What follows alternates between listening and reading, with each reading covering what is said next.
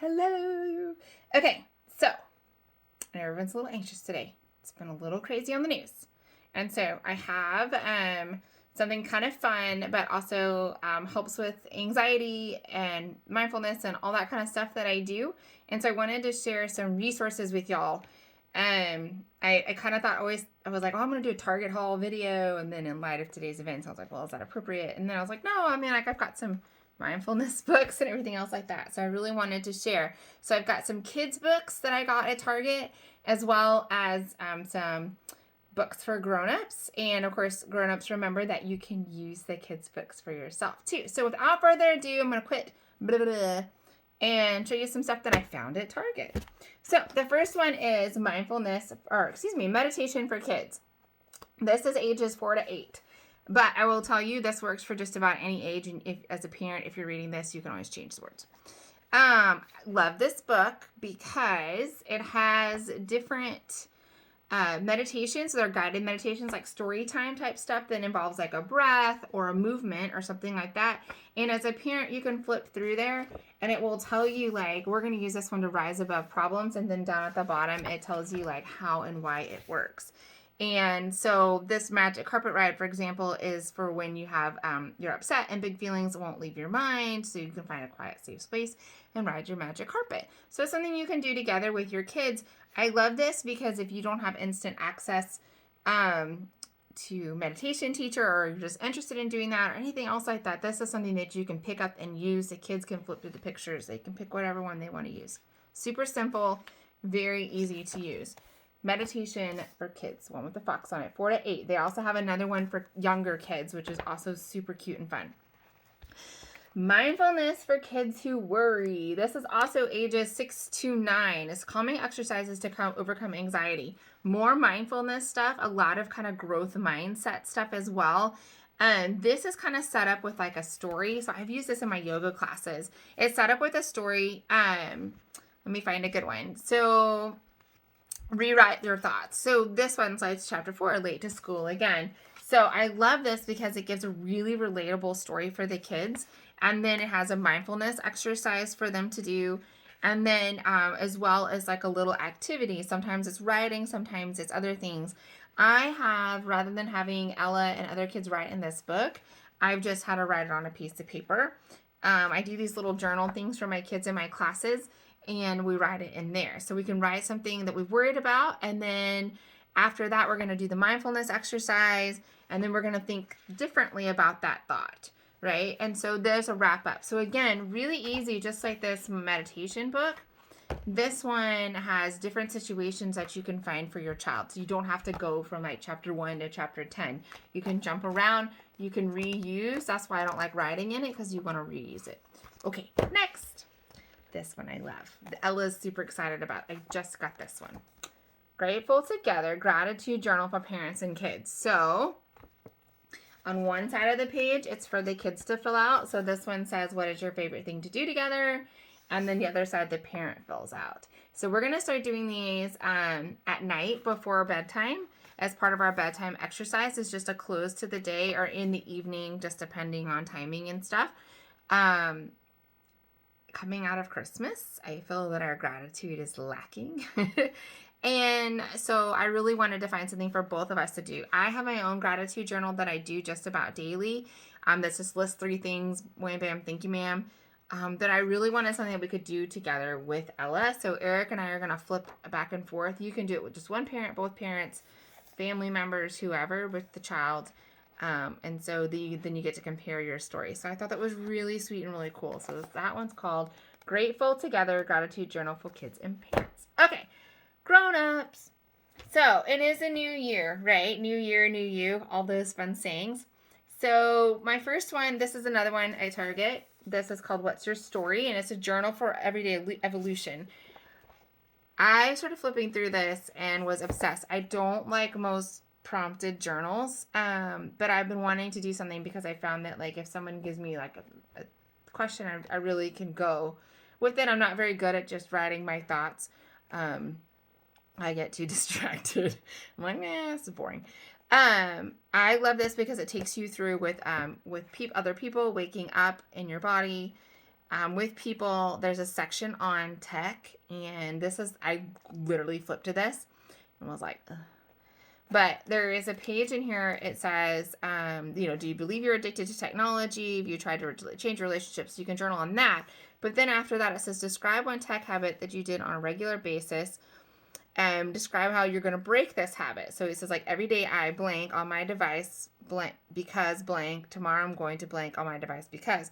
And this is share with a friend and ask for support. So my biggest problem, and I love this, is really pretty. These are so pretty. I have a real bad problem of getting on Instagram and Facebook really late at night, and then I go to bed way too late. I will waste an hour, 2 hours, and so that is one of my things that I'm going to write in here, and that kind of really called out to me. I know it's a personal thing, but I saw this, and I was like, I need a guided prompt. I want, something else that just digs at me and my personal story, I think. And so this kind of nailed it for me. Like, what kind of relationships are most important to you? I mean, all this kinds of stuff. So this one is, what's your story? Highly recommend. It says, find your truth, write your story, and change the world. So love this. This is for you grown-ups. And again, it's not like you have to do it every single day. This will not be an everyday thing for me, but a lot of times in the morning, I like to do this when the weather's outside, go outside and journal. So next, food journals. Everyone's favorite. No, really. So one of my favorite food authors, podcasters, Instagrammers, whatever, all the things, nutritionists, is Kelly LeVeque. Love her. Her books are called Body Love and Body Love Every Day. Super, super simple formulas to follow for diet and nutrition. And I use the word diet more as in like what you're intaking, not like a eat this many calories with this many carbs kind of thing. Do you love my pin? I stole it from Ella. I love this thing.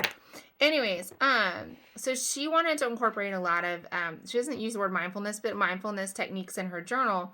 And rather than like you're journaling for your food that like, I used to have this app. Let's start there. I used to have an app, and it would add things in there, and like it would get into the red zone. It's like warning, warning, warning. You've overdone it, and it just does. It's not helpful.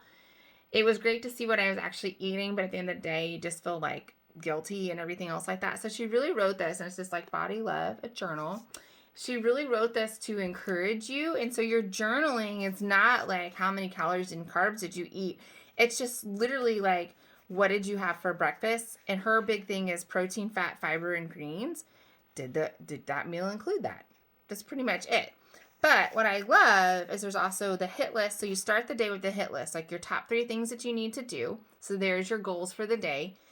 She's got the hydration box. It asks you like, what'd you do to move your body? And then there's your meals, so you can write down like everything you ate for the day, and did it have all 4 things in it? And if not, no big deal. There's nothing on here that's like, how dare you?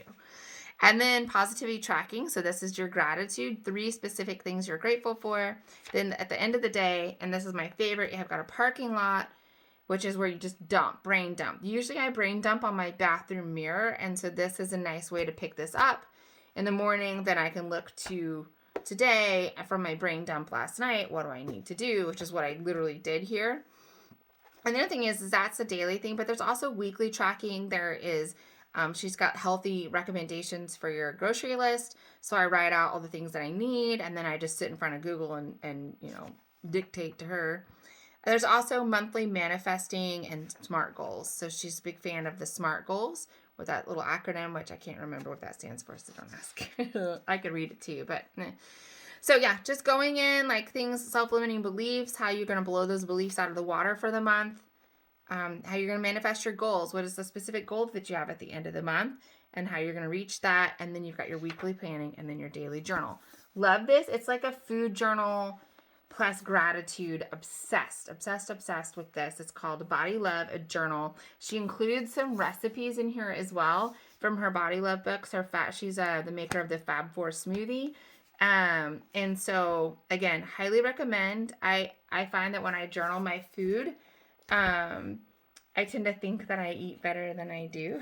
And so when I write it down, and again, there's no guilt associated with it. It's just like, what did you eat? Okay, let's look at that. Did it cover these 4 bases? And then, of course, so then the next time I go to make a meal, I'm like, all right, I need to cover those bases. So Last but not least, this is kind of a yoga thing for me.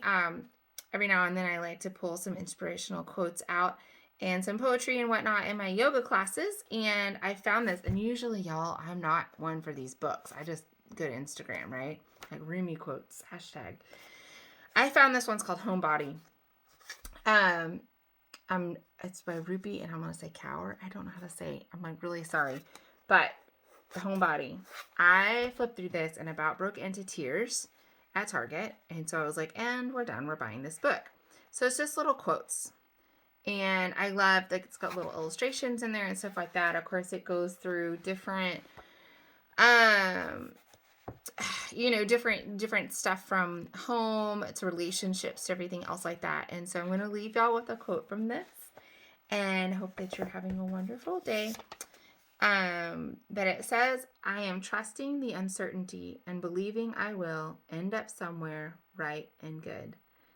And with that, y'all, that is my Target haul on this little day of a little bit of craziness and a little bit of anxiety. Hopefully some of these books will help you and your family. This is what I use, y'all. I could turn my phone around and show you these books that I flip through when Ella's having anxiety attacks, when I'm having anxiety attacks, going through these exercises, how I prep my classes, using these books, especially my kids' classes, and then, my grown-ups classes, I use these books as well. So remember, I am trusting the uncertainty and believing I will end up somewhere right and good. All right, guys, I hope you enjoyed a little bit of that nonsense, and I'm going to be doing more of these videos. It's kind of fun, just sharing stuff that I got around my house. I'm going to walk around my house and show you things that I have. No, really, just sharing stories and coming on here and some books and stuff that I found for myself and I found for my family that we actually use. And so that might be helpful for the new year. And yeah, so anyways, that's all I know. I'm just going to keep rambling here, apparently. All right. We'll talk to y'all later. Comment below if you've got any questions. As always, don't forget, ask me questions. That's what I'm here for. I'm here to serve. So you got questions about books or what to try or how to try it or how to use it or how to sneak it in or what I think about XYZ journal or whatever. So, all right. Thanks, guys.